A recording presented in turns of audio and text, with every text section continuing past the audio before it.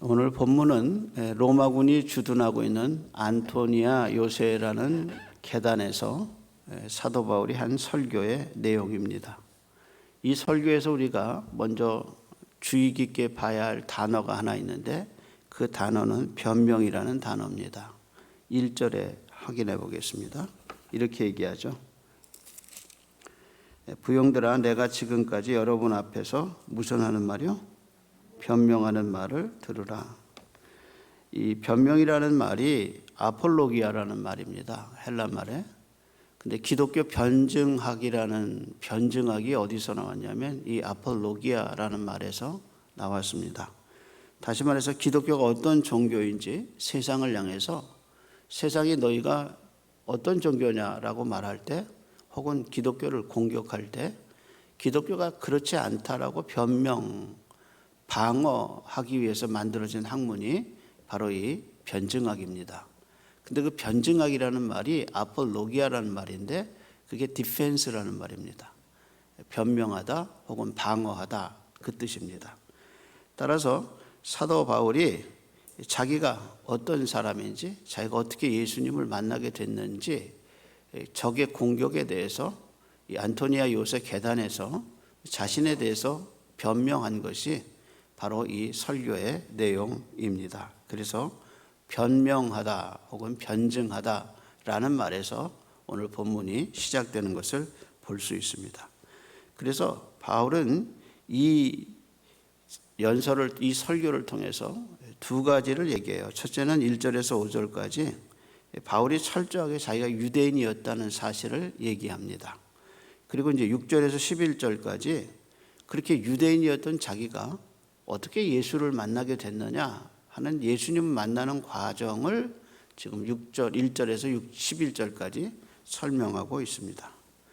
여러분, 성경이 66권이잖아요. 장수로 말하면 1189장이에요. 이 1189장 성경 66권에서 가장 중요한 주제가 뭐냐? 그건 예수님이에요. 성경은 예수님이 없이는 설명이 되지 않아요. 그래서 예수님 없는 성경은 이해가 안 되고 설명이 안 돼요. 그래서 예수님 없는 성경은 성경이 아니고 예수 없는 설교는 설교일 수 없어요. 성경에서 가장 중요한 주제가 뭐냐? 예수님이에요. 그래서 창세기부터 계시록까지 66권 1189장의 핵심 주제가 뭐냐? 그것은 예수님이에요. 웨스트민스터 신학교의 교수였던 클라운이라는 교수가 쓴 드러난 신비라는 책이 있어요. 그 책 서문에 제가 봤던 책 중에서는 구약에서 발견될 수 있는 예수님의 모습을 가장 잘 설명한 책 중에 하나예요. 그래서 제목이 드러난 신비라는 책이에요. 그 책 서문에 클라운이가 뭐라고 말했냐면 이렇게 얘기했어요. 성경이 가장 위대한 이야기인데 성경이 위대한 이야기인 책인 이유는 놀라운 이야기가 적혀서가 아니라 바로 예수님에 대한 이야기가 적혔기 때문이다. 성경이 놀라운 것은 놀라운 이야기가 적힌 게 아니라는 거예요. 성경이 놀라운 것은 우리의 구세주이신 예수 그리스도에 대해서 기록했다는 거예요. 그래서 성경이 놀라운 거예요. 누가복음의 사도행전의 저자인 누가는 누가복음과 사도행전 두 책을 썼는데 누가복음 1장에 분명하게 자기가 책을 쓴 이유를 얘기를 해요. 우리 중에 이루어진 사실에 대해서 처음부터 목격자와 말씀에 일꾼된 자들이 전하여 준 그대로 내력을 저술하려고 붓을 든 사람이 많은지라 그 모든 일의 근원을 자세히 살펴본 나도 데오빌로 각하에게 차례로 써보는 것이 옳은 줄 알았다. 그리고 1장부터 누구 얘기하느냐? 예수님의 동정녀 탄생을 얘기해요. 그리고 마지막 누가복음의 끝은 뭐냐? 예수님이 부활하셔서 승천하신 얘기로 끝나요. 전부 예수 얘기예요. 그리고 사도행전을 시작할 때 무엇으로 시작하느냐? 예수님이 승천하신 이야기부터 시작해요. 그러면서 사도행전 1장부터 다시 예수님의 이야기를 시작하면서 예수님이 부활하셔서 40일 동안 자기의 나타남을 얘기하시고 부활하심을 얘기하시고 40일 동안 하나님 나라가 어떤 나라인지 얘기해 주셔요. 그리고 사도행전 맨 마지막에 무엇으로 끝나느냐? 사도 바울이 로마 가서 하나님 나라 이야기하는 것으로 끝나요. 그러니까 누가복음과 사도행전의 주제가 뭐냐? 예수와 하나님의 나라예요. 예수님이 가져온 하나님의 나라가 어떤 나라냐? 다 죽을 수밖에 없는 인간이 어떻게 하나님의 나라에 갈 수 있느냐? 그럼 구원의 길이신 예수 그리스도밖에 없다는 거예요. 그래서 그의 모든 서신, 그의 모든 책의 중심은 뭐냐? 나사렛 예수 그리스도예요. 주님이 어떤 일을 하셨느냐? 그것이 그의 설교의 주제였어요. 그래서 예수 없는 누가복음과 사도행전은 존재하지 않아요. 하나님 나라 천국을 말하지 않는 성경 이야기는 성경 이야기가 아니에요. 그 성경의 핵심은 하나님의 나라에 갈 수 있는 예수 그리스도의 구주되심에 있다는 거죠. 그래서 사도 바울이 유대인들에게 핍박을 받은 가장 큰 이유가 뭐냐? 그가 예수를 전했기 때문에. 나무에 달려 죽은 예수가 유대인의 눈에는 저주받은 사람인데 사도 바울은 그 예수님이 우리의 구세주고 메시아라고 설교했기 때문에 그가 박해받은 거예요. 본문에 나오는 사도 바울의 설교의 핵심도 예수예요. 사도행전에 나타난 모든 설교, 바울이 설교하든 베드로가 설교하든 스데반이 설교하든 빌립이 설교하든 아무 관계없어요. 누가 설교하든 설교의 주제가 뭐냐? 예수 그리스도. 사도행전 10장에 고넬료의 집에 모인 사람들에게 베드로가 설교할 때 성령님이 설교 듣는 사람들에게 임했어요. 근데 그 설교의 내용이 뭐냐? 예수가 십자가에 죽으시고 우리의 대속주가 되셨다. 우리의 죄를 씻어주신다는 그 맥락, 그 설교의 핵심 속에서 성령 하나님이 내려오셔서 그 설교가 믿어지게 고넬료의 가정을 구원하신 거예요. 따라서 성령님은 어떤 설교를 가장 기뻐하시느냐? 예수 설교할 때 기뻐하셔. 왜냐하면 그 예수 설교에 속죄가 들어가 있고 대속이 들어가 있고 구원의 역사가 들어가 있기 때문에 하나님의 놀라운 역사가 예수의 보혈 속에서 일어나는 거예요. 인간의 죄가 씻어지고 인간의 죄책감이 사라지고 새로운 소망이 생기고 살아갈 용기가 생기는 것은 예수의 십자가의 보혈이란 말이에요. 그곳에 성령 하나님의 강한 임재가 임하는 거예요. 그래서 이 세상이 끝이 아니고 하나님의 나라가 있음을 알려주는 성령의 역사가 임하는 거죠. 그래서 예수님이 요한복음 14장에서 성령님에 대해서 말하면서 보혜사 성령이 오시면 그가 너희에게 모든 것을 가르치고 내가 너희에게 말한 모든 것이 생각나게 하리라 하셨는데 성령님은 예수님을 전하는 것을 가장 기뻐하셔요. 그래서 예수 전할 때 성령 충만은 성령 충만할 때 헛소리 안 해요. 예수 전하죠. 그것이 사도행전의 설교와 성령의 관계인 겁니다. 그래서 먼저 바울은 이 설교에서 자기가 유대인인 걸 말하죠. 자신의 출생과 교육 그리고 자기가 한 일에 대해서 얘기해요. 자기는 유대인으로 길르기아 다소 큰 성읍에서 태어났다. 그래서 자라기는 예루살렘에서 자라서 당시 힐렐 학파 거두인 가말리엘에게서 율법을 배웠다. 이렇게 얘기하죠. 가말리엘이 누구냐? 사도행전 5장에 가말리엘이 사도들에게 다 내보내고 너희가 유대인들에게 얘기하잖아요. 너희가 이 도에 대해서 이 도가 하나님께로 났는지 어쨌는지 너희가 모르니까 저 사람들을 그냥 둬라 했던 학자가 누구냐? 가말리엘이에요. 그 가말리엘이 누구냐? 힐렐의 손자이고 당시 유대인들에게 존경받았던 사람이에요. 당시 이스라엘에는 두 개의 학파가 있었는데요. 하나는 힐렐 학파고 또 하나가 샴마이 학파입니다. 근데 힐렐 학파는 예루살렘을 중심으로 활동했고 샴마이 학파는 주로 농촌에서 활동했어요. 근데 힐렐 학파는 토라만 연구할 수 있다면 어떤 정치 세력과도 허용했어요. 그래서 온건한 학파예요. 힐렐 학파는. 그런데 비해서 샴마이는 로마 통치를 반대했고 유대인들의 순수한 정부가 들어서야 한다는 그것을 주장하는 강경파예요. 그래서 힐렐은 온순했고 샴마이는 강경파였어요. 그래서 강경한 사람들이 어디에 많았냐? 농촌 출신들, 그리고 샴마이 학파의 이 강경파들이 많았습니다. 근데 바울은 가말리엘에게서 율법을 배웠고 대제사장들과 장로들에게 권한을 받아서 예수 믿는 사람을 잡아넣기 위해서 어디까지 갔느냐? 다메섹까지 가서 예수 믿는 사람들을 잡아넣기 위해서 열심을 낸 사람이에요.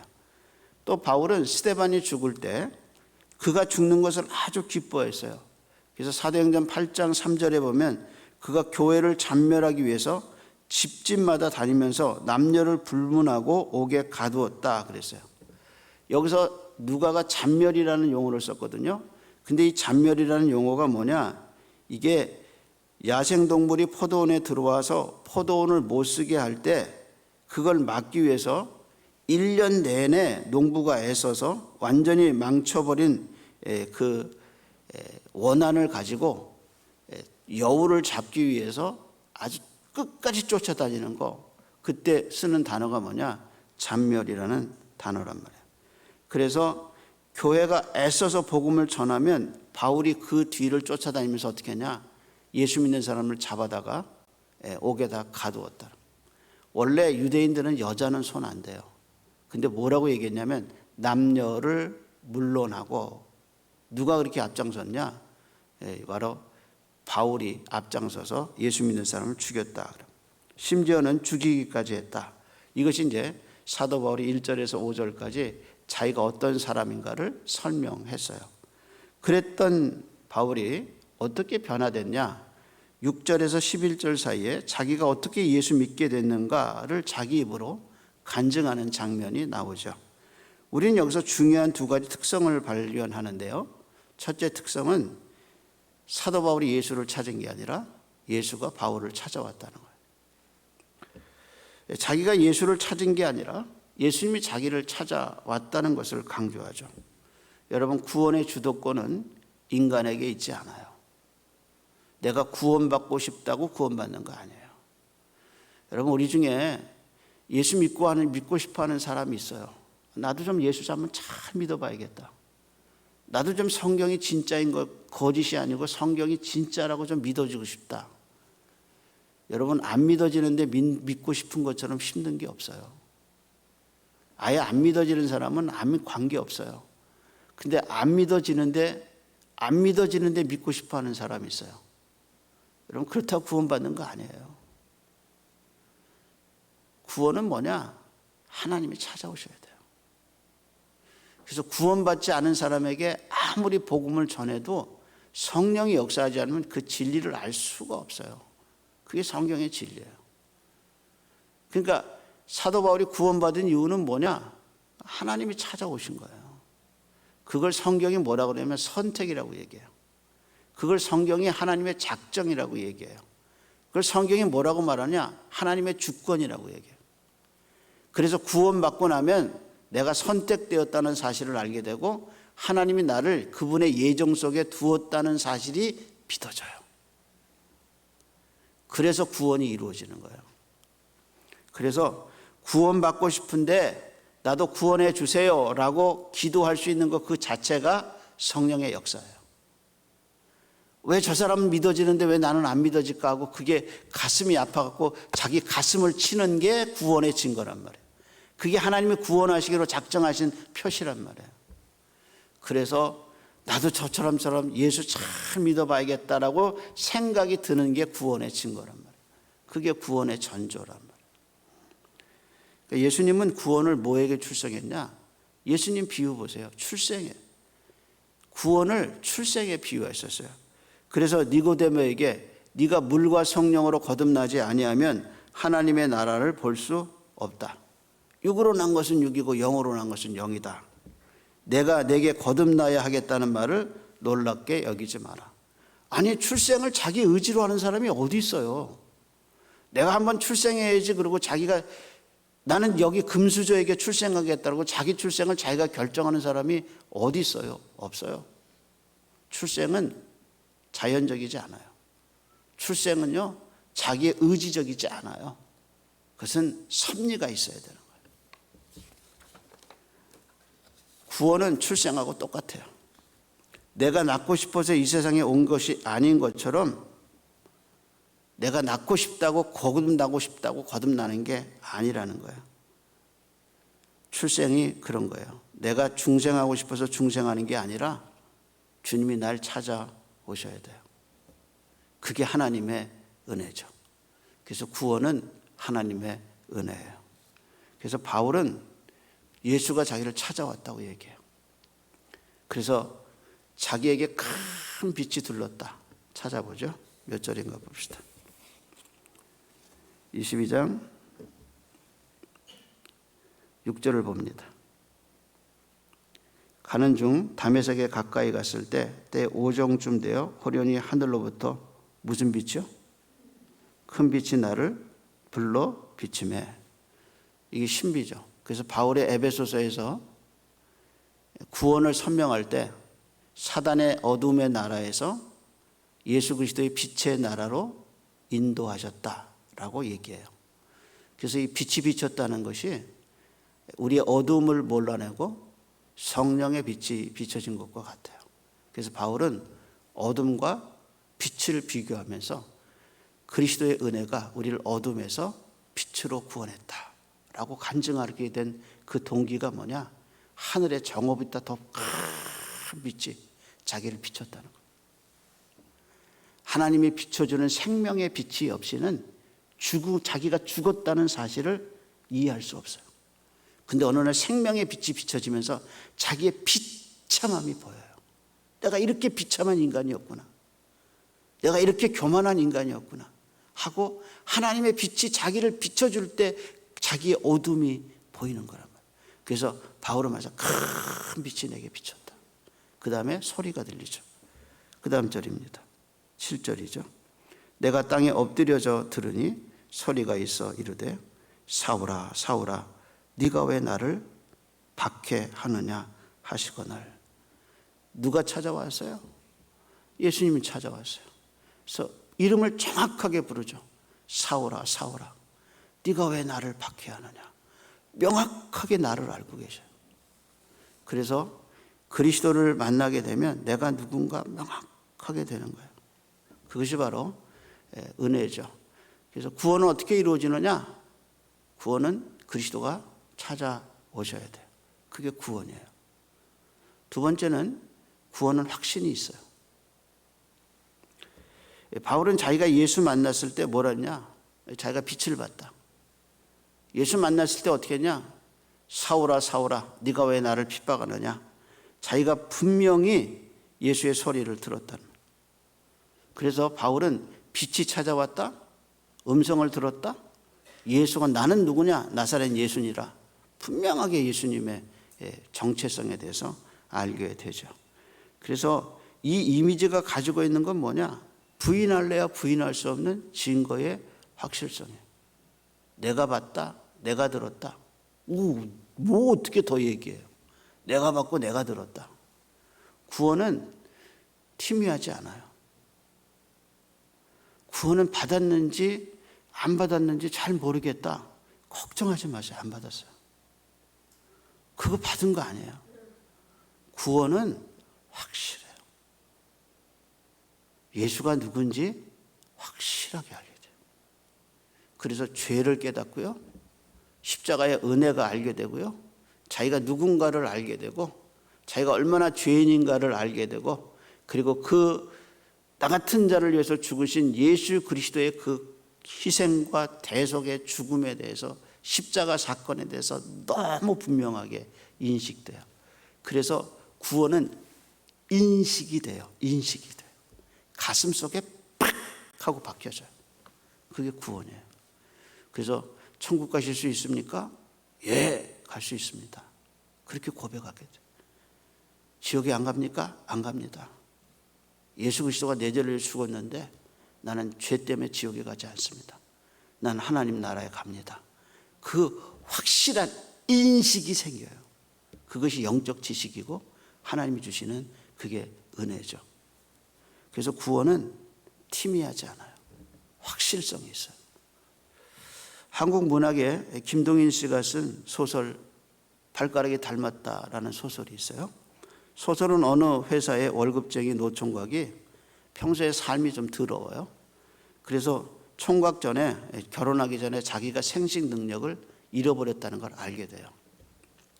그래서 의사인 주인공을 찾아가 묻습니다. 그때 의사가 그 사람에게 얘기하죠. 당신 애 낳을 수 있다 하고 얘기해 줍니다. 그래서 그 사람이 결혼해요. 근데 정말 결혼해서 애를 낳았어요. 근데 보니까 애가 자기를 안 닮았어요. 그러니까 자기가 생식 능력이 있다고 의사가 그래서 결혼했는데 애를 낳았는데 애가 자기를 안 닮았어요. 그래서 소설의 그 총각은 부인이 이제 임신하고 아이를 낳는데 자기를 안 닮았어요. 근데 어느 날 아이가 아파서 의사인 주인공을 찾아가요. 그러면서 뭐라고 얘기냐면 이 아이가 나는 안 닮았는데 우리 고조부는 닮았다. 그렇게 얘기하죠. 그러면서 그가 이렇게 얘기하죠. 자기 발가락 가운데가 제일 긴데 얘가 발가락이 제일 길다. 그래서 얘가 내 아들이다 하고 얘기할 때 의사가 뭐라고 그러냐면 그 사람 아들이 아닌지 알아요. 근데 이 사람이 뭐라고 그러냐면 이렇게 얘기죠. 주인공도 그 노총각에게 아들이 너한테 닮았다 하고 안심하게 해주죠. 이 소설에 나오는 의사는 진실을 알지만 그걸 말하지 않거나 말하지 못해요. 교회에서 목회자가 교인이 중생하지 않았는데 최소한 중생의 성경적 근거가 없는데 당신 구원받았다고 말하는 것은 영적 거짓말이에요. 교인들이 구원 안 받았는데 예수 십자가와 부활에 대한 확신이 없는데 목회자가 당신 구원받았다고 얘기한 것 거짓말이에요. 교회 다니는 분들 중에 구원이 뭔지 구원받지 않았어도 이왕이면 자기도 구원받은 쪽에 서면 좋은 거예요. 그래서 자기가 구원받았다고 믿고 싶고 자기가 구원받았다고 말하고 싶어 해요. 그래서 목회자에게 나 구원받았습니까? 라고 물어볼 때가 있죠. 구원은 가장 본질적인 출생이에요. 내가 예수의 보혈로 새로 난 거예요. 거기서부터 내가 삶이 점점 예수님 중심이 돼요. 성경이 사랑하게 되고 성경을 안 읽으면 뭔가 가슴에 허전, 힘이 없어요. 예배 빠지면 예배 없으면 힘을 잃어버려요. 그리고 기도하고 싶고 주님을 닮아가고 싶고 예배가 그리워요. 정말 예배하지 않아도 1년을 지내고 2년을 지내고 공적 예배에 나와서 하나님께 아무런 구원의 확신이 없이 직분자 받을 수 있어요. 근데 구원은 없어요. 구원은 주님이 찾아오셔서 명확하게 우리에게 인식시켜 주셔요. 성령의 인식은 분명해요. 그래서 가장 중요한 것은 사도 바울이 예수 그리스도를 통해서 완전한 하나님의 자녀가 되고 그 확실한 인성을 그리고 예수님을 닮아가고 있다는 거예요. 바울은 자신이 예수님을 만나는 현장에 같이 갔던 사람들이 빛은 봤는데 소리는 듣지 못했다 그래서. 아니 똑같은 현장에 있었는데 누구에게는 분명하게 예수님이 사울아 사울아 나는 네가 핍박하는 나사렛 예수다. 주님 누구십니까? 나는 네가 핍박하는 예수다. 명확하게 그 음성을 들려줬는데 똑같은 현장에 있는데 이게 무슨 소리인지 잘 알아듣지 못해. 이거 알 수가 없어요. 같은 현장에 같은 소리를 들었는데 누구에게는 분명히 들려지고 누구에게는 믿어지지 않고 그게 뭐냐? 구원의 증거란 말이에요. 그래서 누가는 사도행전 전체에서 구원받은 사람의 이야기를 해왔는데 그 중에서도 사울의 중생 이야기는 3번, 사도행전 9장, 사도행전 22장, 사도행전 26장 한 사람의 구원 얘기를 똑같이 3번씩 반복해서 얘기하는 것은 정말 성경에서 드문 케이스예요. 근데 이렇게 누가가 강조하는 이유가 뭐냐? 이렇게 예수를 핍박하고 이렇게 예수 믿는 사람을 박해했던 그가 어떻게 극적인 구원의 역사에 이르게 됐느냐를 명확하게 얘기하면서 우리의 구원을 확인시켜 주죠. 당신은 예수의 소리를 들었는가? 당신은 예수의 보혈을 믿는가? 당신은 이 성경이 하나님의 말씀이라고 믿어지는가? 이 음성이 당신에게 지금도 들려지고 있는가? 당신은 예수를 닮아가고 있는가? 명확하게 구원의 진리를 우리에게 증거해주고 있다는 사실입니다. 따라서 누가는 사도행전의 고난을 말하면서 사도 바울의 이 고난을 말하면서 예수님의 고난을 비춰줘요. 그래서 예수의 고난이 사도 바울의 고난에게 이어지죠. 따라서 예수 믿는 우리에게도 어려움이 있어요. 그러나 그 어려움이 우리를 무너뜨릴 수 없는 것은 우리가 구원받았기 때문입니다. 기도하겠습니다. 하나님, 일부 예배를 할 수 있도록 은혜를 주시고 일부의 성가대를 세우고 하나님의 백성들을 모아주셔서 아침에 예배할 수 있도록 은혜 주셔서 감사합니다.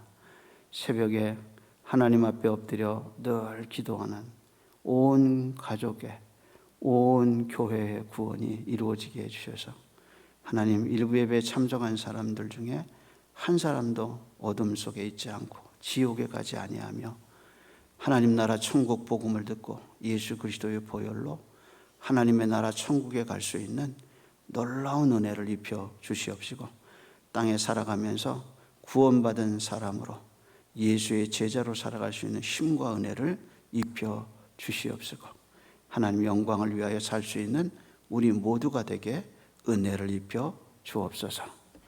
이제는 우리 주님 예수 그리스도의 은혜와 하나님 아버지의 변함없는 사랑하심과 우리의 구원의 보증이 되시기 위하여 우리에게 오셔서 예수 그리스도의 십자가와 부활의 영광을 가르쳐 주시고 살아계신 하나님을 믿을 수 있도록 믿음을 주시는 성령 하나님의 은혜가 오늘 예배한 모든 이들의 심령 속에 이제로부터 영원토록 함께 있을지어다.